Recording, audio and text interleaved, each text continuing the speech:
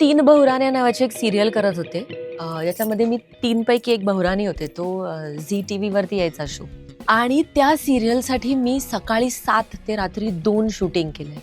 आणि हे ते दिवस होते जेव्हा कंपल्शन्स नव्हती शूटिंग आवर्सची वगैरे, थोडे अनऑर्गनाइज आपण जास्ती होतो ते. आणि एकदा माझं ना 6 किलो वजन कमी झालं एका महिन्यात.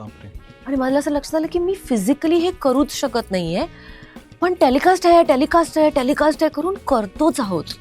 सो माझ्या सिरियलच्या सेट्सवरती मी as far as possible shoot extension होऊन देत नाही.